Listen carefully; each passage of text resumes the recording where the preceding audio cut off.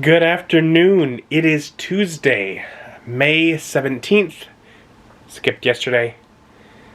Played D&D with my buddies. Good. 2 weeks in a row. Wonderful. Today, I got off work and I have wasted, it's been close to 2 hours, looking at the Kickstarter for Everyday Heroes. The upcoming modern role-playing game using 5e based rules by several of the designers from D20 Modern. I'm really excited. And I am probably going to spend a lot more money on it than I ought to. But I want this stuff. They licensed a bunch of like movie properties and such. Movies I don't know. But I'm like, I don't know about the movie, but the stuff from the movie, like the rules that imports into a modern setting, are cool. You know, I don't know Pacific Rim, but giant mechs are neat. And I don't know Rambo, but seems like some cool combat option. You know, whatever. So it's exciting. However, I'm like, man, it's been almost 2 hours. And I still haven't started watching a movie. It's Tuesday. What's wrong with me?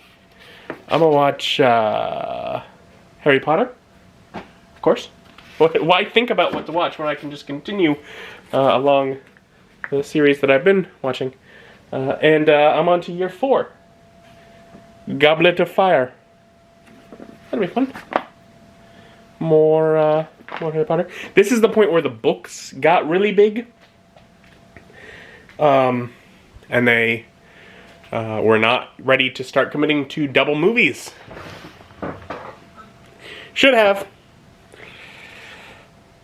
So things definitely get quite truncated. But, yeah. Still, we continue to look beautiful based on the changes from the previous movie, so that's at least nice. So I'm going to watch and then discuss Harry Potter and the Goblet of Fire. And I would give Harry Potter and the Goblet of Fire an 8 out of 10. It's pretty good. From the back of the box, because this box finally decided to describe the movie. When Harry Potter's name emerges from the Goblet of Fire, he becomes a competitor in the grueling battle for glory among 3 wizarding schools, the Tri-Wizard Tournament. But since Harry never submitted his name for the tournament, who did? Now Harry must confront a deadly dragon, fierce water demons, and an enchanted maze, only to find himself in the cruel grasp of he who must not be named. In this 4th film adaptation of J.K. Rowling's Harry Potter series, everything changes as Harry, Ron, and Hermione leave childhood forever and take on challenges greater than anything they could have imagined. So, while it's on my mind, movie, great music. Soundtrack, fine. Like, the score, fine. Great music. So they have the Yule Ball. Wonderful. This movie really is where they take a step into delving into a lot of that romance side of things as the kids are getting older. Love it. But they have the Yule Ball. And as it's not a book writing about, and there is music at the ball, it's a movie where if music's playing, audience hearing. So, in the main scene itself is the "Can You Dance Like a Hippogriff?" Na na na na na na na. Great. And then the last sort of song chunk in the credits is Magic Works. If you've never listened to that, listen to that. It's at the end of the credits. See, me, I heard that one over and over and over again, because this is one of the movies that came out while I was working at a movie theater, cleaning auditoriums. So I'd be cleaning up trash while this, end bits of the credit were going on once everyone had left.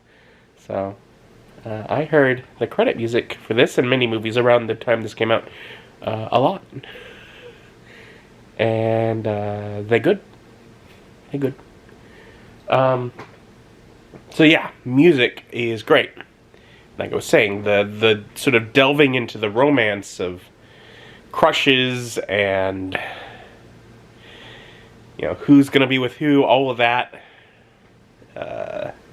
really starts amping up in this movie, and I love it. We're also, you know, Voldemort is back. It is a defining point here where things moving forward are different than things have been in the past. After this movie, things have changed. The attitude changes. The way that the wizarding world perceives Harry and Dumbledore is shifting. It is a great move as we go through this, as far as what the story is, and just sort of the world evolving and how it interacts with our characters. There are definitely things in it that I'm like, oh, you know, we begin, of course, with a very truncated scene of the Riddle Manor, and go skip right past the Dursleys. First time we've done that, and that was like, what happened? No Dursleys. Why no Dursleys? That's different than every other movie. Well, it's just taking out time. Like, we don't really see any Quidditch in this movie, because in the book, you know, of course, due to the tournament, the Quidditch matches were taken out. But we'd had the Quidditch tournament in the beginning. Not here. No. No Quidditch. Because it skips right over it. Which is sad, because that'd be cool. Of course, Neville hops in and takes the role of Dobby. You know, Dobby's not needed if Neville's going to be the one to give over the gillyweed. Some little things. Just some little things. Things that I'm like, I haven't read those books in years and years. And as little things get moved past, I'm like, oh, oh well. But I love the story. And it's beautiful. Beautiful movie. So I have fun with it. It's great. And of course, with everything being trimmed up and tightened up to make it from book to movie, some of the emotional shifts, particularly early on with the antagonistic attitude between Ron and Harry, when Ron's all upset that he's not the fourth champion.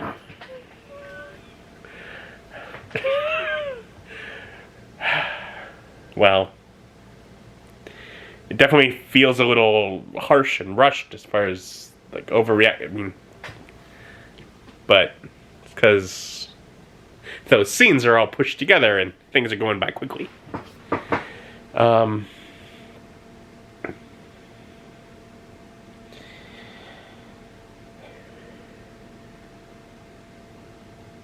Yeah, I mean, and the tournament events are what they are, and they're cool. They're, you know, you see a battle with a dragon. Don't worry, if you pay attention near the end of the credits, it does say that no dragons were harmed in the making of this movie. It says that. Let's see. I mean, the underwater section, interesting, visually, conceptually. Then we hop into the maze, and the maze, of course, lost quite a bit of its elements. It just kind of becomes the grasping vines of the mind warp. But, yeah, really, the challenge that I like the best is the Yule Ball. That's what I love the most. Although even that, we lose things. We lose the whole Rita Skeeter, unregistered animagus plot line. There's like nothing with the Marauders map, and I'm like, my brain is like, isn't Barty Crouch, because Barty Crouch Jr. sneaking around and the map says Barty Crouch, and so like there's a whole scene of trying to figure out what's going on, and then Moody ends up getting the map and seeing, oh, this reveals who I am, and so he takes it so that it can't be used. Yeah, there's definitely some things like that that are missing that I'm like, oh, those were so fun of elements. And so here I am, giving it an 8, which is a relatively good score, and I feel like I'm complaining about all the stuff that's not in the book. But but I guess take the number for what it is, because the movie is still entertaining and fun and beautiful and good without it. But it does remind me of things that I love, because I love the story. Is what it is.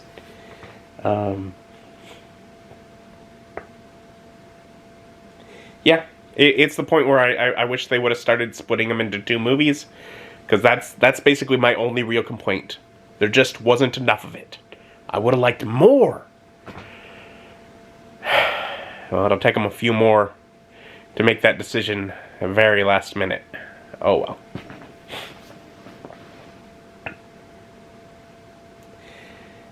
As is, we are continuing our way through Harry Potter. And I was a little bit surprised at how much I liked it. I was not confident that it was going to rate as high as it did. Because I remember some things of, oh, there were things that were missing, but I'm watching it and I really enjoyed it. It was very much, it was a great fun.